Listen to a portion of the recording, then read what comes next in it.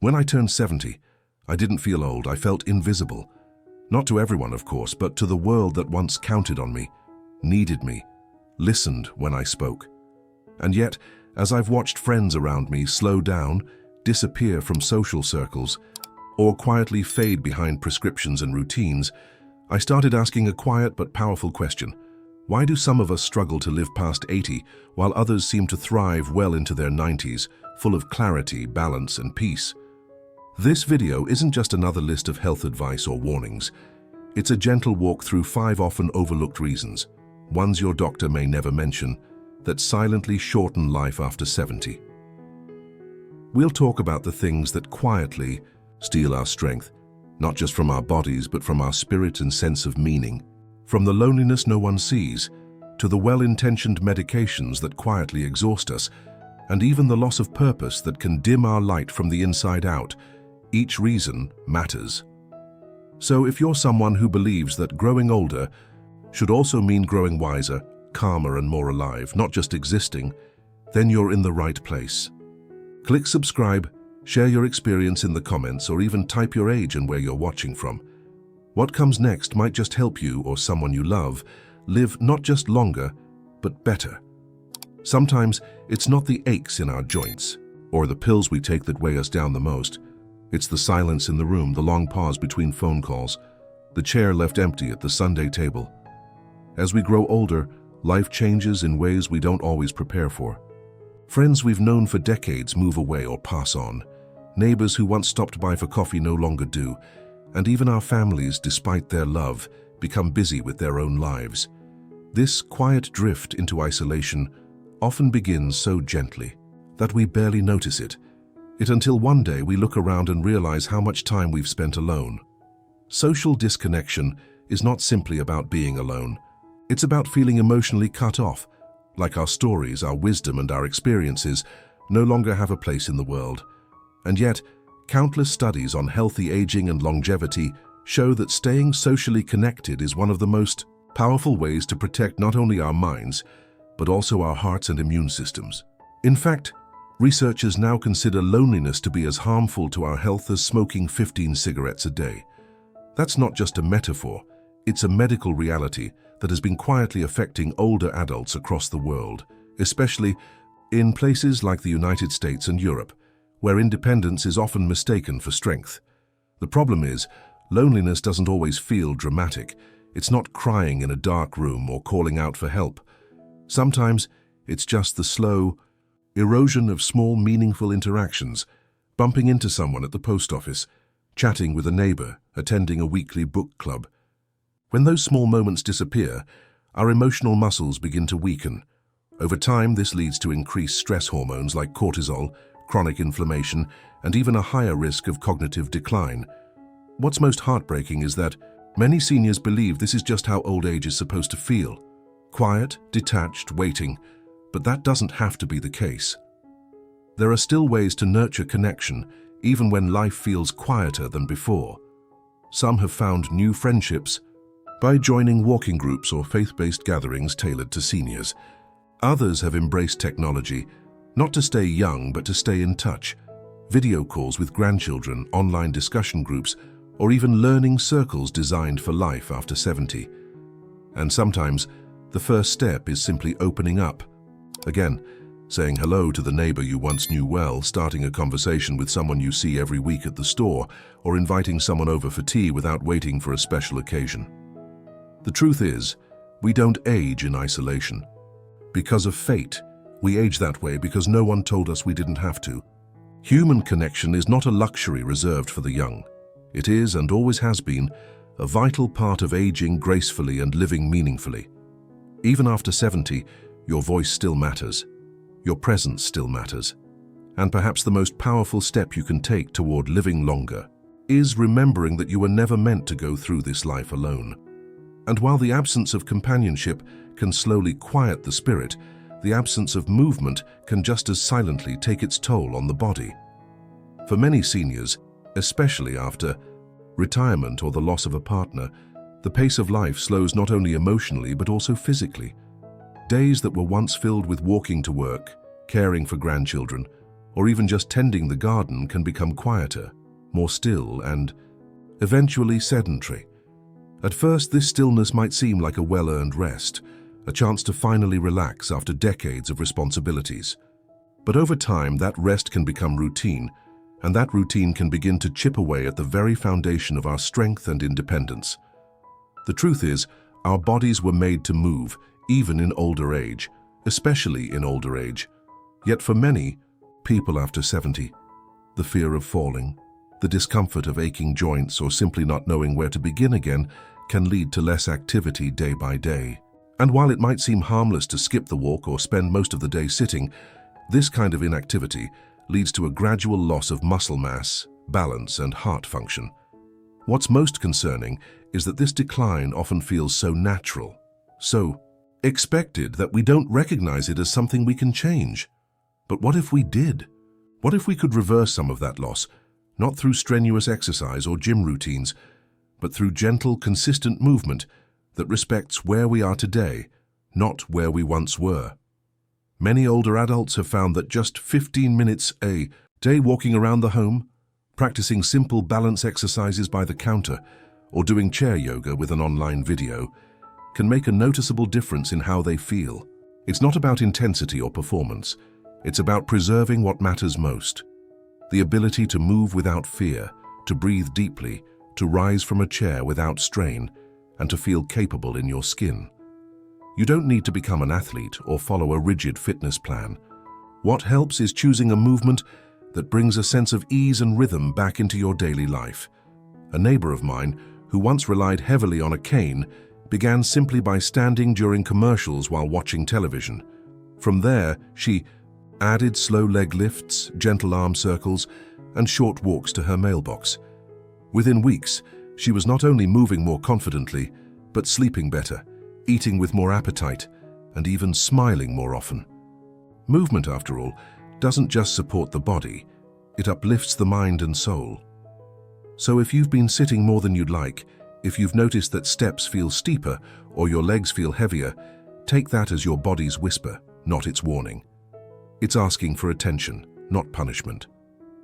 And the good news is, it's never too late to begin again. Not to return to your younger self, but to honor the version of you that's here today, still capable, still worthy, and still very much alive. And just as physical stillness can slowly take away our strength, there's another quiet force that often hides in plain sight: our medicine cabinet.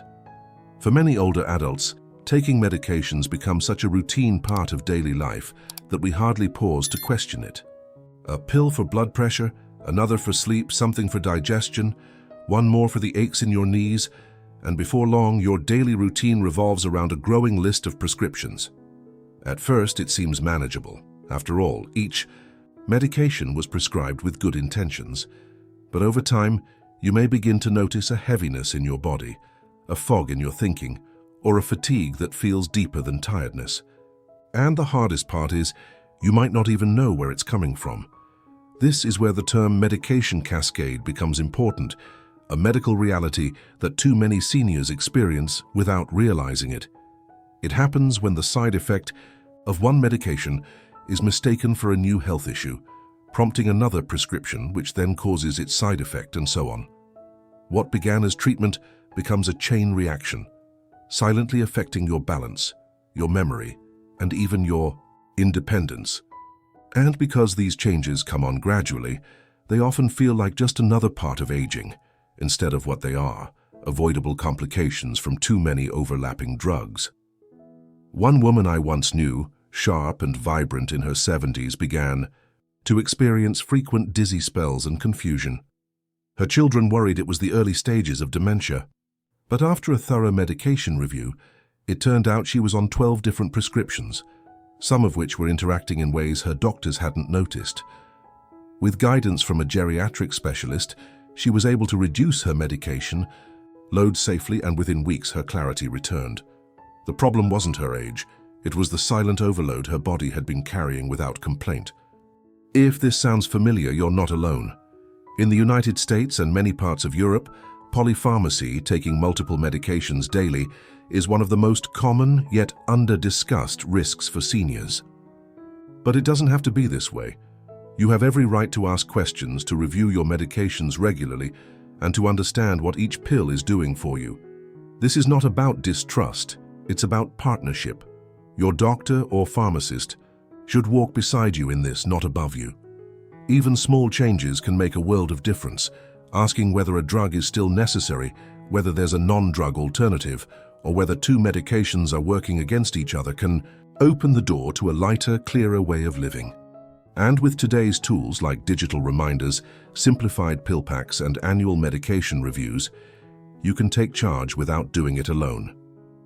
So if your days feel heavier than they used to, if your energy dips, but your medication list keeps growing, take that as a quiet nudge to pause and reevaluate, because you deserve to feel well, not just managed, but truly well. Your later years should be defined by presence and clarity, not by the silent side effects of a system that sometimes forgets how strong and aware you are. And while medications can silently shape the way we feel during the day, there is something even more subtle that often defines our nights, and that is the quiet tug-of-war between stress and sleep. For many seniors, falling asleep used to be easy. After a long day of work or caregiving, rest came naturally. But over time, as life slows and the house grows quieter, sleep begins to change. Perhaps you lie awake longer, or you wake up too early and can't drift back. Maybe your dreams are restless, or your mind starts racing the moment the lights go out. These shifts are more than just frustrating. They are signals, gentle but persistent, that your body is carrying more than it's releasing. What many don't realize is that sleep and stress are deeply connected, especially in older adults. As we age, our sleep architecture changes. We get less deep sleep, our circadian rhythms shift, and we become more sensitive to interruptions. At the same time, emotional stress tends to linger longer in the body. Worries about health, family, finances, or simply the feeling of time passing more quickly can weigh on the heart in ways that are hard to explain to others. And when stress rises, cortisol levels rise with it, making sleep even harder to find. This begins a cycle. The more stress we carry, the poorer our sleep becomes. And the worse we sleep, the harder it is to recover emotionally the next day. I once spoke with a retired teacher who had always been calm and steady, the kind of person others leaned on. But in her early 70s, she began waking at 3 a.m. every night, feeling anxious for no clear reason. She tried sleep aids, adjusted her diet, and even stopped napping, but nothing helped. It wasn't until she began practicing slow breathing before bed, alongside writing a few gentle reflections in a journal, that her sleep began to shift. Within weeks, her nights grew quieter, and her energy during the day returned. The change didn't come from a miracle cure. It came from listening to her body's need for emotional restoration. You see, healthy aging isn't just about the food you eat or the steps you count. It's also about how gently you treat your inner world. Learning how to wind down, how to process worry, and how to accept rest as part of healing is a powerful act of elder wisdom. And while some sleep advice, like avoiding naps or sticking to a strict bedtime, might work for younger people, they often need adjustment after 70. For some, that might mean creating a calming routine in the evening, soft lighting, familiar music, a warm bath. For others, it's about finding peace earlier in the day, through quiet walks, morning prayer, or simply sitting outside with a cup of tea and letting the world slow down. If you felt that sleep has become harder, that your nights feel longer than your days, you're not alone. But poor sleep is not something you have to simply accept with age. There is still time, and there are still gentle ways to welcome rest back into your life, not as an interruption, but as a gift you fully deserve. And once we've quieted the worries of the night and gently tended to the needs of the body, we come to something deeper, something that can't be measured in blood pressure or balance, but is just as vital to healthy aging: purpose. As the structure of everyday life shifts after retirement, and as the roles we once held with pride, parent, professional, provider, caregiver, begin to change or fade, many of us are left facing a silent question: what now? It's a question not easily spoken aloud, yet it echoes in the small spaces of our day, in the quiet mornings when no one calls, in the afternoons that pass without a clear direction, in the evenings when the house is too still. Having a sense of purpose is not about keeping busy or proving we're still useful. It's about feeling that we still matter, that we are still woven into something meaningful, even as the shape of our lives changes. I remember an older gentleman who lived across the street from me. For most of his life, he was the one people turned to. He fixed broken fences, walked neighborhood dogs when others were away, and always remembered birthdays. But after his wife passed and his children moved to other states, something in him dimmed. Not because he didn't have food or comfort or even visitors, but because he no longer felt needed. Over time, however, a small shift happened. A local school was looking for volunteers to read with children who struggled with literacy. He signed up reluctantly at first, unsure if he still had something to give. But in those simple afternoons, sitting beside a child, turning pages, sharing laughter, he found a quiet joy again. It wasn't about teaching, it was about connection. He told me later that those children saved him more than he saved them. And that's the truth we often forget. Purpose doesn't always come from grand gestures or lifelong commitments. Sometimes it comes from small, steady things. The garden. We tend the person we call every Thursday, the prayer we offer, the advice we pass on. Research on longevity has shown that seniors who report a strong sense of meaning in their daily life live longer, experience less depression, and maintain sharper cognitive function. And what's beautiful is that this kind of purpose isn't reserved for a chosen few. It can be rediscovered at any age, in any season of life, even after deep loss or major transitions. So ask yourself, not as an assignment, but as an invitation. What stirs something in you? What moments make you forget time, make you feel quietly alive even just for a moment? It could be sharing your recipes with a neighbor, sending handwritten letters to old friends, helping someone learn something new, or simply being the one who listens when others need to talk. You don't have to find the perfect answer.